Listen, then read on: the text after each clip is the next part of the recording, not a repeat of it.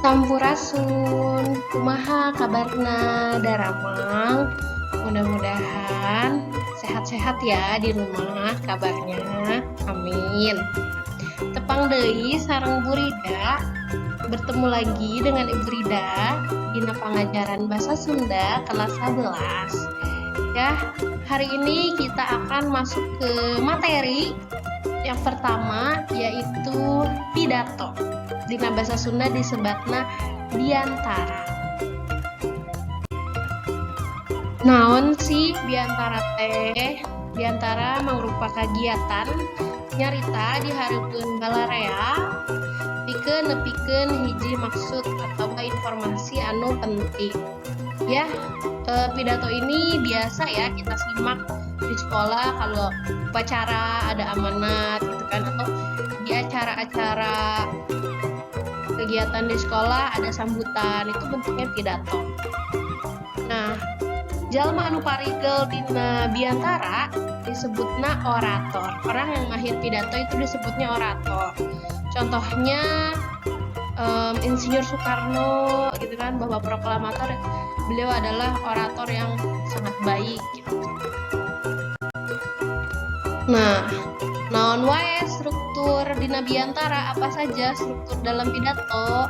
Struktur dalam biantara atau pidato aya 3, ada 3 ya. Aya bubuka di dieu ngawungku salam bubuka. Assalamualaikum warahmatullahi wabarakatuh. Wilujeng sumping, wilujeng enjing ya, wilujeng enjing kalau salam pembukaan. Wilujeng siang, itu kan wilujeng wengi, sesuaikan dengan waktunya. Puji syukur ka Gusti anu Maha Kawasa gitu kan. Puji syukur ka Allah Subhanahu wa taala. Salam panghormat di sini adalah ucapan kepada tamu. Anu dipika hormat Kepala Pupuhu SMA Negeri Hiji Cibinong, anu dipika hormat reng-rengan guru staf tata usaha SMA Negeri Hiji Cibinong, oge anu dipika reueus siswa-siswi SMA Negeri Hiji Cibinong, kan salam panghormat gitu. Terus ngahaturkeun nuhun aya di bubuka. Kok ngucapin terima kasih ada di pembukaan? Sabab di pembukaan ngucapin terima kasihnya itu atas kehadirannya. Hatur nuhun ka sadayana anu parantos ngaluuhan ieu acara misalnya gitu. Terus anu kedua aya isi. Ada isi ini disesuaikan dengan kegiatannya ya, tema acaranya. Isinya pidato tentang kemerdekaan atau pidato tentang MPLS misalnya, atau apa gitu kan, sambutannya tentang apa, itu isi harus disesuaikan dengan acaranya. Terus anu pamungkas yang terakhir ada penutup. Susunana nyaeta sanduk permohonan maaf. Sebelum ditutup kita minta maaf dulu kan, hapunten kami aya kalepatan dina cariosan, kami aya kakirangan gitu. Itu permohonan maaf di penutup. Terus aya kacindekan jeung dunga. Kesimpulan ini biasanya bentuknya doa, karena kalau habis pidato kadang kan suka ditutup mudah-mudahan kegiatan dinten ieu lumangsung kalayan lancar gitu. Kesimpulannya adalah ucapan doa supaya acaranya lancar misalnya. Terus anu terakhir pamungkas aya salam panutup. Nah, di salam panutup itu pasti kita minta maaf kan. Setelah di atas minta maaf, kadang juga suka diulang, kadang terima kasih hatur nuhun karena perhatosanana, wabillahi taufiq wal hidayah kan. Biasanya ditutup dengan permintaan maaf, terima kasih, dan salam penutup. Atau kalau di bahasa Sunda suka ditambahin pantun, bisa. Teknik biantara, teknik pidato. Ada apa saja teknik?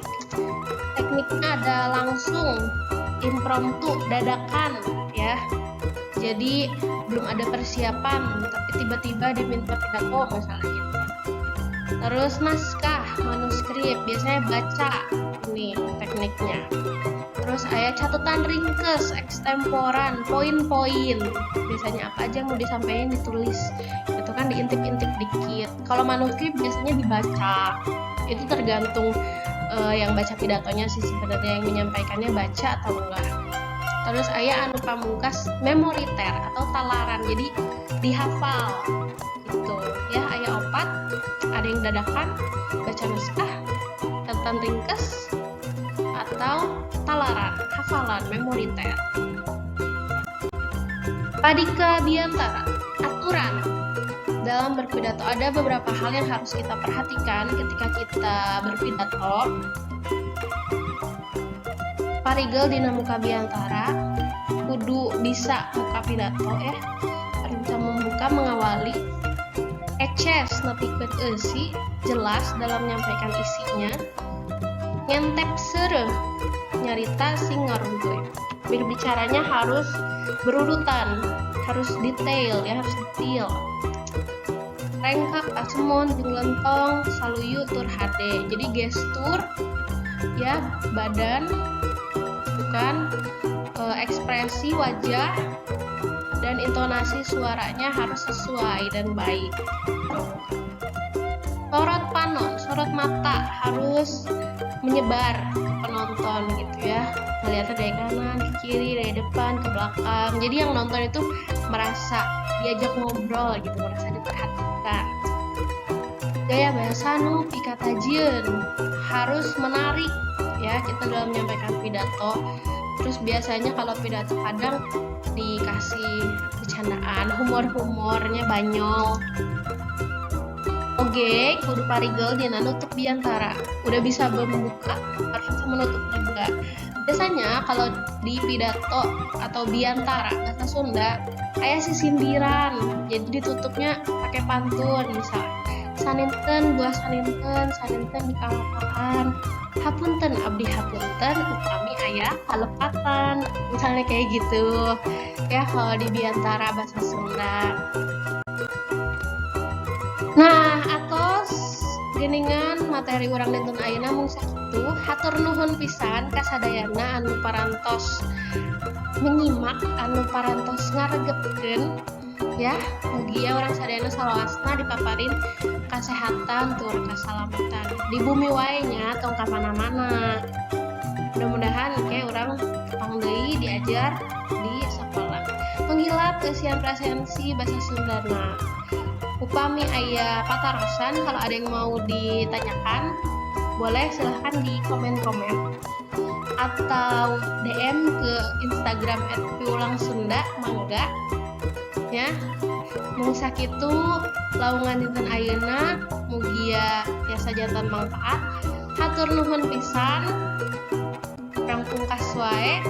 Wilujeng enjing sadayana.